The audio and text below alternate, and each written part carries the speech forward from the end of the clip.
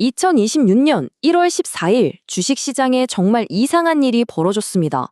경제지표를 보면 분명 축배를 들어야 할 날이었는데 시장 분위기는 그야말로 꽁꽁 얼어붙었죠.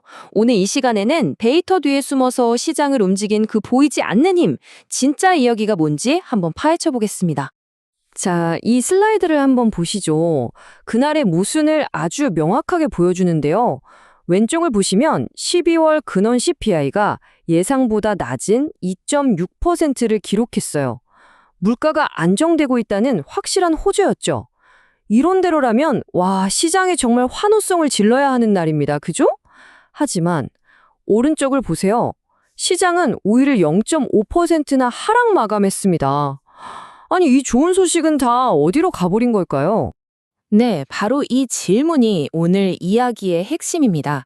경제 데이터가 우리를 속인 걸까요? 아니면 우리 모두의 예상을 완전히 뒤엎어버린 어떤 거대한 힘이 작용했던 걸까요? 한 시장 분석가의 이 한마디가 그날의 상황을 정말 기가 막히게 요약합니다. 지표는 웃었으나 정치는 울었다. 바로 이 문장 안에 우리가 찾던 해답의 실마리가 숨어 있습니다.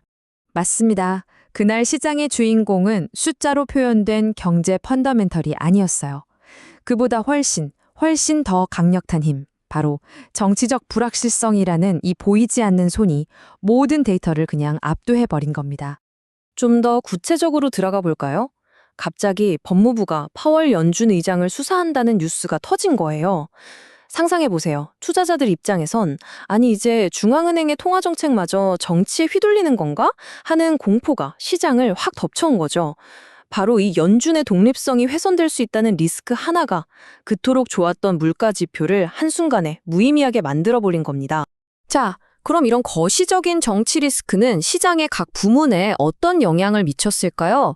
지금부터 주요 섹터들이 어떻게 무너져 내렸는지 구체적으로 들여다보겠습니다. 금융섹터는 그야말로 엎친 데 덮친 격이었습니다. JP모건의 실적이 안 좋게 나올 거라는 전망도 있었는데 여기에 트럼프 행정부 쪽에서 카드 이자 10% 상한제라는 이건 거의 정치적인 폭탄을 던진 겁니다. 여기 숫자 보세요. 캐피털원이 8%, 비자와 마스터카드도 4% 넘게 그냥 폭락해버렸어요. 부진한 펀더멘털과 정치적 규제라는 두 개의 망치가 동시에 내리친 결과죠. 기술주라고 무사했을 리가 없죠. 시장이 이렇게 불안해지니까 투자자들이 제일 먼저 뭘 팔겠어요? 그동안 이거 너무 비싼 거 아니야? 했던 주식들, 바로 AI 관련주들부터 던지기 시작한 겁니다. AI 열풍을 이끌던 브로드컴과 엔비디아에서 차익 실현 매물이 쏟아지면서 오히려 하락을 주도하는 아이러니한 상황이 된 거죠. 그런데 말이죠. 시장 전체가 이 공포에 떨고 있을 때 이 모든 흐름을 거스른 단 하나의 거인이 있었습니다. 바로 알파벳, 구글이었습니다. 정말 놀랍지 않나요? 이 슬라이드가 보여주듯 모두가 하락하는 와중에 홀로 1% 상승하면서 사상 최초로 시가총액 4조 달러를 돌파하는 기염을 토했습니다.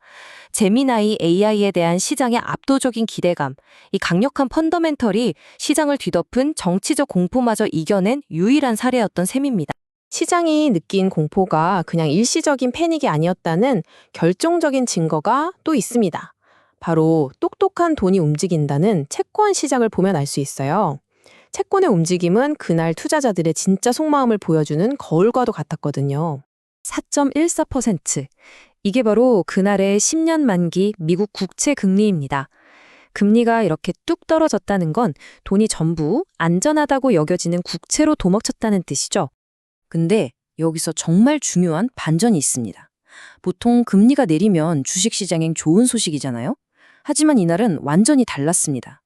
투자자들이 경제가 좋아질 거라고 낙관해서가 아니라 주식시장의 정치 리스크가 너무 무서워서 일단 피하고 보자 하고 안전한 국채로 도피했기 때문에 금리가 떨어진 겁니다. 그러니까 이건 희망의 신호가 아니라 오히려 시장의 공포가 얼마나 심각했는지를 증명하는 강력한 경고등이었던 셈이죠. 자, 그럼 이 모든 현상들이 우리에게 뭘 말해주고 있을까요? 한마디로 시장의 게임 규칙이 바뀌고 있다는 겁니다. 그리고 우리 투자자들은 이제 이 새로운 규칙에 적응해야만 합니다. 월가의 전문가들은 현재 시장을 이렇게 진단합니다. 정책이라는 소음이 펀더멘탈을 가려버리는 구간이라고요. 이게 무슨 뜻이겠어요? 기업이 실제로 얼마나 돈을 잘 버느냐보다 정치인의 말 한마디가 주가를 더 크게 흔드는 시대에 접어들었다는 의미입니다. 이런 정치적 시장에서 살아남기 위한 방법은 다음과 같습니다. 첫째, 이제 높은 변동성이 그냥 새로운 표준이구나 하고 받아들여야 합니다. 둘째, 기업 실적 발표만큼이나 정치권의 발언 하나하나에 귀를 기울여야 하고요. 그리고 마지막으로 어쩌면 가장 중요한 건데 아무리 펀더멘털이 탄탄한 기업이라도 정치적 소음 앞에서는 힘없이 무너질 수 있다는 현실을 인정해야 한다는 겁니다. 오늘 우리는 경제 데이터의 논리가 어떻게 정치의 힘 앞에서 무너지는지를 똑똑히 목격했습니다. 이제 선택은 여러분에게 달렸습니다. 앞으로의 시장에서 당신은 무엇에 더 귀를 기울이시겠습니까? 기업이 발표하는 탄탄한 데이터 시트인가요? 아니면 세상을 뒤흔드는 뉴스 헤드라인인가요?